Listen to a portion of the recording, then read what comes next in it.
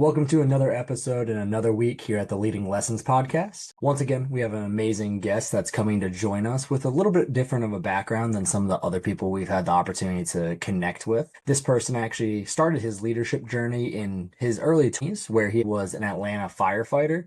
So he kind of learned firsthand what it meant to really be in a fire drill, which I know a lot of us are used to. What the impact is of leading teams, some as small as just 15 people and currently as large as about 1,400 people globally.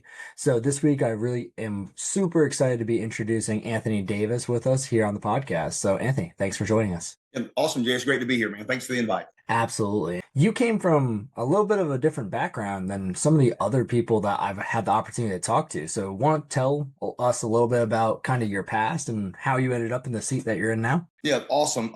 It has been, I'm in my mid 50s, so it's been a little bit of a journey, right? And so I started in my early 20s as a firefighter, like I said, down in the city of Atlanta, working on really busy fire engines, right? 300 to 500 structure fires a year, 3,500 to 4,000 calls ran every single year. And in that, you learn a lot about leadership, but it's really has a tight parameter around it. Right? Every single thing is literally life and death all the time, from the way you drive the truck down the road, on the wrong side of the road, through the red light, how you position the vehicle at an accident, how you position it at a fire scene, how quickly you have to make decisions, and then how your decision, it's not an easy pivot. Once you've made a decision, and you put physical assets in place in a life or death situation, you don't get to just change your mind immediately, right? Mm-hmm. That's something in the fire service that you call a command decision. So the decision has to be made very rapidly, and then you can't pivot from it easily. You're moving men, material, and trying to save lives while pivoting. So what I learned there was a couple of great leadership lessons. One was span of control, right? You never can really effectively lead. The number in the fire service is 3 to 5 people, right? If it breaks out larger than that, if a fire's bigger than that, you need more people. You've got to have more layers of leadership so that no one's ever leading more than 5. I think in business, you can expand that to 7 to 9, because I think, as you and I have talked before, no one's going to die, right, from the decisions that you make. So it doesn't have to be quite that tight, but span of control is vital. The other thing is that when you make a decision, you can't second guess it all the time, right? So many people get paralyzed by or paralysis by analysis, where they're trying to figure out the best way to go. In a firefighting situation, you make a decision, you move towards that decision to make the impact. The mission is clear. You move towards making an impact with your decision, and then pivoting is difficult. So you play that decision out until it's no longer safe, right? If it becomes unsafe, you have to pivot, but you don't pivot easily. And I do find that in business today, that leaders are often looking to pivot for the sake of pivoting, get slightly uncomfortable. They're getting down a path and they want to pivot too soon, right before they're about to succeed. And we all have to be agile and nimble and be able to pivot, but sometimes we just do it too soon. So I learned that lesson in the fire service. Yeah. And when we're dealing with life or death, it's something that you have to live with your decisions. And in corporate America, sometimes it does feel like, from a superior or a 1,000-foot view, everything's going to be the end of the world. But in your life, I'm sure there was some decisions that you had no control over, right? Or maybe you had a span of control, you made the wrong decision and you had to live with that. What was that like, kind of moving past that through your growing opportunity? Yeah. I'll share a couple things. I'll stick with the fire service for just a second. Okay. Again, because it's life and death, and maybe not everyone watching will be able to relate to that. But when you're a firefighter, when you go into a burning building, you have to decide which way to go. Someone's inside. There's a victim. There's someone unconscious inside, and you're trying to save their life. You can choose to go left when you go into the door, or you can choose to go into the door and go to the right. You can go to the right and spend the next 30 minutes searching to the right, and the person was there 2 feet to the left. So the challenge with that is, one, you can't live in regret. And 2, the next time, tomorrow or later tonight, when you pull up at another fire, you don't get to stand there and be paralyzed. You still have to choose left, right again. Right.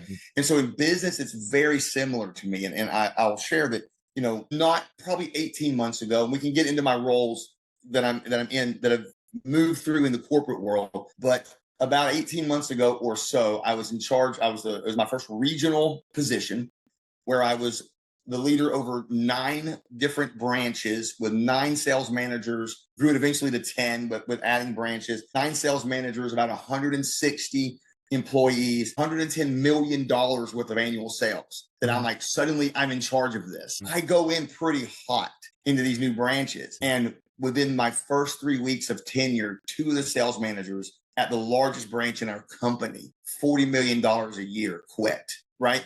Again, I was devastated, but I had to look at it in such a way that, I know I didn't handle it right, but all I can do is learn from that and move forward and try to fill the gaps. I can't keep looking backwards and fretting and regretting. There's no time for that in a fire, and there's no time for that in business, right? Again, I didn't get to take 2 weeks off. I'll put it to you like that. I didn't get 2 weeks of PTO to go ponder my mistake. I had to go up the chain to my leadership, own the mistake, explain where I came in too hot, describe the lessons that I had learned, and then go back and begin looking for new leaders to fill that role. And now I've got to mentor a whole new crop of rookie leaders, right? To build them up and bring them up to speed in the largest branch in the company. And to say that it was tough, man, it was a tough 4 months after that. Yeah. I mean, that's really taking one on the chin. And there's one thing we can't control is other people's actions and how they're going to respond to things.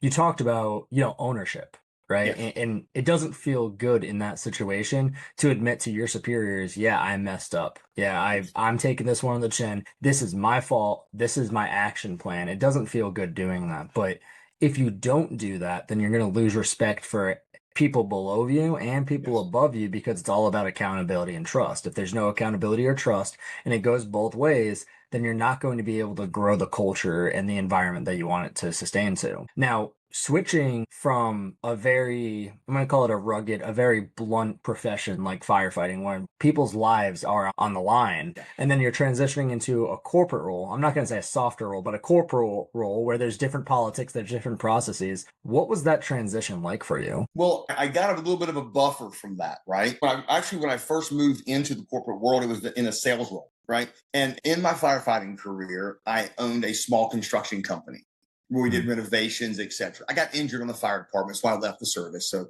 there's an injury that was sustained. I had a year off with physical therapy, etc. We don't need to go into the details of that, but I had a small business and I was running the business and renovation crews. Economic downturn in 2008, 2009, that whole thing really crushed my business. And so I was trying to find something that I had a level of expertise at and just looking for a job. I had been in 2 places my entire adult life, firefighting and running my own small business.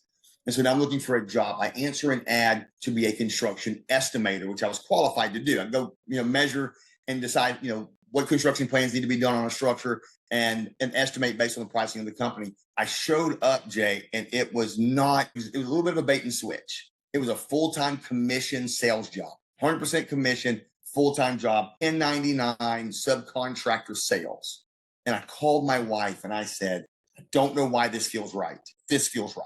And I made that command decision. She gave me permission to be candid, right? Because, Sure. You take that journey with your spouse. And I took the job and there was almost no training. It was, here's a model window, go in the back office here, watch 15, 20 minutes worth of videos on how to demonstrate the model window and then go sell, right? Hit the streets. There's 5 appointments on your calendar starting tomorrow.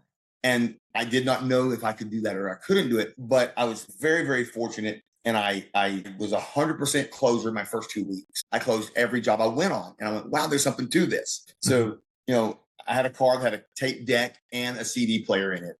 For you younger folks who don't know what that is, man, I had cassettes, right? So I went and I bought every single sales and motivational speaker from back in the day, to Brian Tracy, to Jim Rohn, to Zig Ziglar, all the sales great guys. I listened to every word Tony Robbins ever spoke in public via CD, and just rode around in my car and listened and self-taught my way to into sales, right? 2015, 16, I started getting sick. And my wife finds me, end up in a diabetic coma. I had become a type 1 diabetic that didn't onset till I was in my early 40s. So end up in the hospital in ICU. And I have to make a life pivot. Well, remember I said I was a 1099 employee, which means I had no medical insurance. Earn a six-figure income, the six figures won't pay for that. It doesn't. Right. It doesn't matter. You get that level of hospital stay, right? Come out of that, I start looking for an opportunity that has.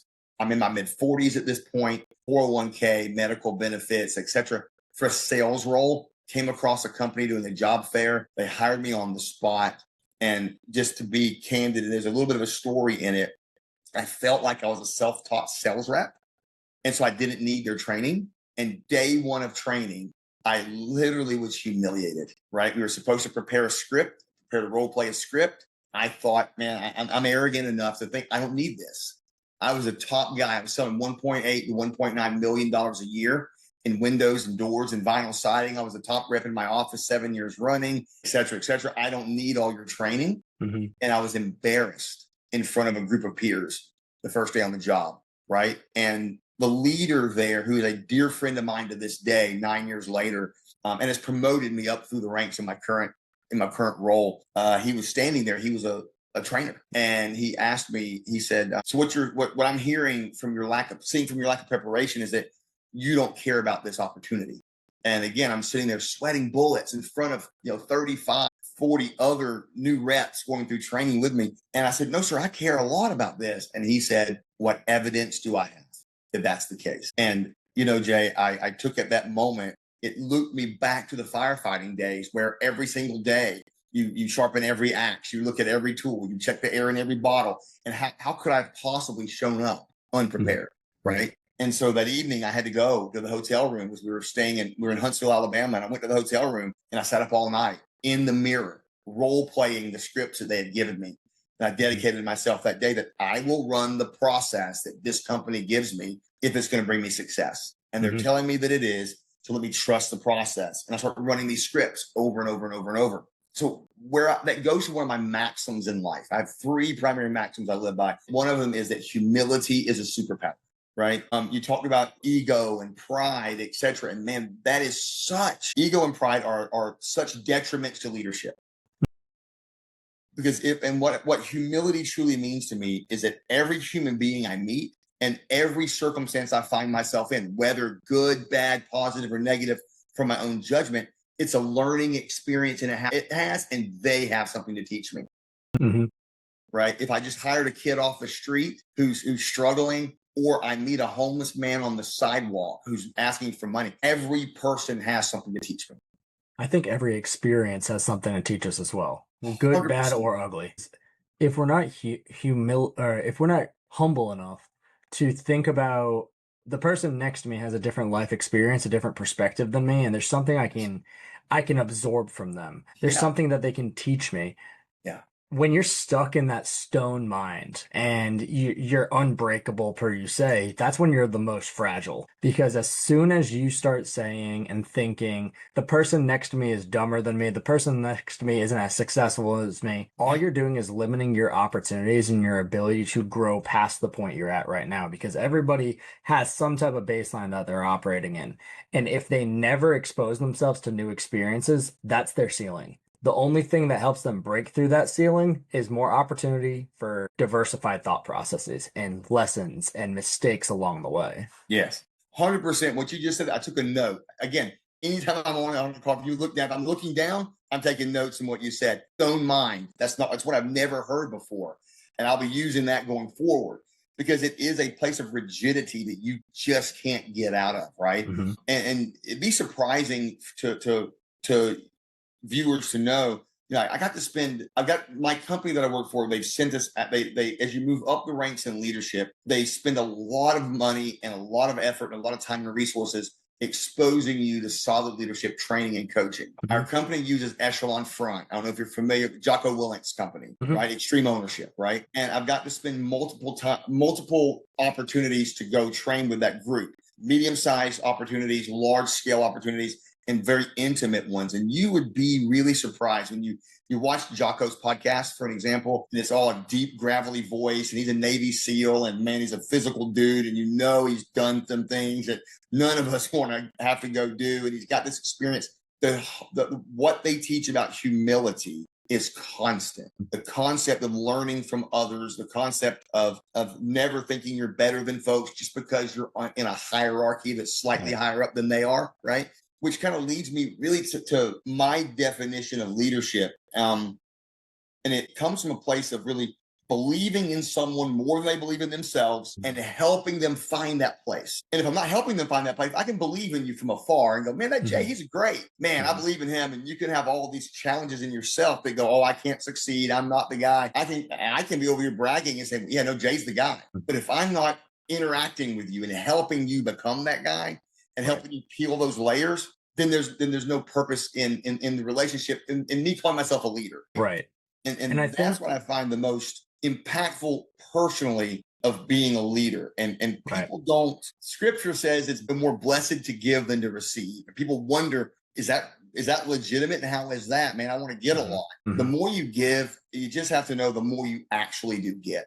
Yeah. So serving other people, not seeing them as lower than yourself, but seeing them as somebody that you can help lift, there's no greater feeling. Well, people talk about, oh, I want to find investments that multiply my success. And people, they look at the stock market, they look at all these different ways to invest their money and their time to ultimately see success in whatever that looks like for them. But I would say the biggest investment you can make is into the people that you surround yourself with, because there's 2 points to this. Number one, the more you give, the more that you're going to get, because those people are going to start running through walls for you. They're going to go to war for you because those people believe in you, they trust you, and they want to make you proud. The second piece of it is by helping them get to where they want to be in their life, you unconsciously also help yourself get to where you want to be. Another gentleman that I spoke with talked about being selflessly selfish, where I'm going to give so much to the people around me because I want to help them. And I know that unconsciously, it's also going to help me get to where I want to be. And when you dedicate your time and energy towards helping others get what they want, you get what you want in comparison. But I'm sure that you've seen times where you invest money and time into somebody that it doesn't pan out for you, right? Yes and no. Because I want to loop back into our conversation. Investing in the other person, it might not pan out for them, right? Because you said earlier, people, the one thing we can't control is the decisions that other people make, right? So it may not pan out for them, but if I'm looking at every situation as a learning experience, if nothing else, I learned, right? And leading, for an example, leading sales reps, and my industry is home services, right? And so you always got reps that say, for an example, they'll complain, man, this is the third appointment this week, 2.5-hour drive from my house, right? And they're upset about that. Well, when I was a rep, I did the same thing. But what I saw it as is, okay, I might drive 2.5 hours. The people I go see might not have the real problem that I can solve, or they might not have the money, or they might not want to do the job, or we may not connect, or whatever may happen. But that 5 hours in the car, 2.5 there, 2.5 back, I'm filling my brain with good content, right? I'm making myself become a better person through it. I'm learning my craft. If I did nothing else, I get there and I study and I learn my craft. So when I have, for example, when I have a sales rep, when I was leading strictly sales rep, when I was a sales manager with 15 reps and an $18 million budget, you would have those guys complain about that. And I would say, no, take it into yourself to grow from that. So if even in a situation where I'm coaching a rep, let's say I'm coaching you in some way, Jay, and it didn't pan out for you, and in the end you quit, and you go, man, this is a terrible company, you're a terrible leader, it's a terrible job. Okay, maybe I was a terrible leader, but humility circles me back to go, where did I mess up with Jay? Right. So it's not going to pan out for me. Either way, I have a saying, I never lose, I win or I learn. That's the only two choices. So if I take an L, it's just learning. Yeah. And I really like that you talked about that, because John Maxwell has an entire book about that, right? Sometimes you learn, sometimes you win, sometimes you grow. I think finding the silver lining in mistakes and when you do take one on the chin is the most important aspects of it. Because if you can't look at failure as a win, then it's going to make life really miserable, because we know for a fact we're going to fail a lot more than we're ever going to win as people. It leads me back to like my second maximum. My second maximum, humility is a superpower, and the other is fail forward fast. And that's a phrase in the sales part of my company Well, we train that to our new reps the very first day they come into the field. Because where I am now, my role is I'm the director of sales training and development for all the sales side of a company, $1.5 billion, right? Home services company. So I see 1,400 reps that come through my training. Day one, fail forward fast. I want you to fail. Winners fail way more than losers fail, right? Because they keep on trying. And to fail forward fast, it just means fall down, skin your knee, you're going to fall. Get up, wash the blood off, dig the gravel out of the wound, put a Band-Aid on, and learn from the lesson and move forward. Right. I will tell you, one of the people that had one of the biggest impacts on me in my leadership development curve was a general manager, the one who hired me after the diabetic coma and all the things. And I went to this new role. I was out one day at a customer's home, and they called me for a basement leak. I mean, I hadn't been on the job for a month. They called me for a basement leak. I get there. They don't have a basement leak. Their water heater's leaking. Wow. The water heater's leaking out the little valve at the bottom. Let me tighten the valve, and it'll stop their water heater from leaking. I won't make any money. The company won't make any money. I've driven an hour and a half. It's the right thing to do. Let me turn the valve. I turn the valve, and it breaks, and the water begins gushing into the home. Jay, what a bad day, right? Right. I'm new. I'm the new guy. What do you think I'm thinking? I'm going to lose my job. I was not trained. I mean, I know I've replaced water heaters in my remodeling career, but they didn't authorize me to touch a customer's water heater. We're not plumbers. They didn't tell me I could bother a customer's water heater. I called my manager and I said, hey, I've broken this water heater. What were you doing with the water heater? It was dripping out of the valve. I tried to turn the valve. I turned the valve. It broke off in my hand. It's pouring. I've went outside. I've cut their water completely off to their home. What do I do? He said, get on your phone, look up a plumber. I'm sending you a picture of my corporate card. I don't care what it costs, get it fixed. Oh, wow. And he never mentioned it again. And we're close friends to this day. He never mentioned it again, right? I thought I was in trouble. I knew I had made a mistake. I was making no money. I was out, the company was going to make nothing up. The company was going to lose $1,000. But he gave me the agency. You're too new for a corporate card. Here's my card. Click, click. I'm the new guy. He sends me images of his card front and back. Call a plumber, get it done. Yep. And never mention it again. I mentioned it to him last week. I said, remember 9 years ago when that happened? He goes, yeah, I do. He remembers everything. This guy's got a memory like you wouldn't believe. But it showed me that it's okay to fail. I knew it was, but he showed me that in this company, in this organization, failure is expected if you're trying to do the right thing. Right. And that's one of my leading principles is doing the right thing for the right reason, right? It's not always a selfish mindset, but when you can help somebody and add value to them, it's something that's going to help them, whether it's right now or later, that piece of information, that little task makes an impact and it builds trust with the customer. But I want to circle back to what you said about your boss, right? Brand new to the company, and he gave you the liberty to fail graciously because there's so many leaders that put somebody else in that chair, and that's a completely different conversation. That's a completely different response. And you may not be in the chair that you are in right now. You may not have a belief or a trust in the company that you represent graciously, that you are very happy with 9 years later, but your boss at the time was able to put you in a position where you felt comfortable confiding in him, comfortable building trust with him, and he responded as a growth opportunity, because that could have been detrimental to your career. Yeah, you could have probably could have fired me and justified it to HR, right? Hey, we didn't authorize him to touch someone's home equipment. We didn't authorize him to touch and he ruined their house, caused damages and the whole thing. The cool thing about him, and again, he's a dear friend, but his leadership style has always been to open doors for you and allow you to fail, but also he always assumes the best. To this day, which is crazy. If we flipped, he's on my team and works for me now, right? But now he's still my mentor, right? It doesn't change. I don't care about that.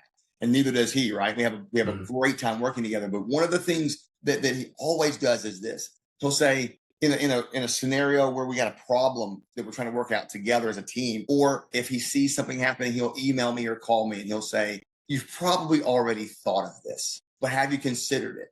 Have you looked at it from this angle?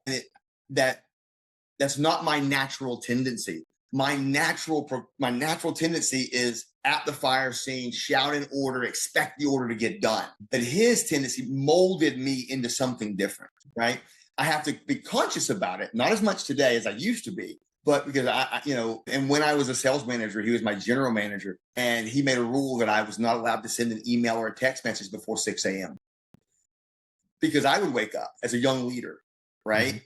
I was the sales manager over 15 sales reps. He was the general manager over the entire branch. And I would wake up and see something that was not to standard, not to policy, not to, in an email or in some documentation. And I would fire off an email real quick or a text message. And then the minute I would hit send, I would wish I could suck it back. And there was no way to suck it back.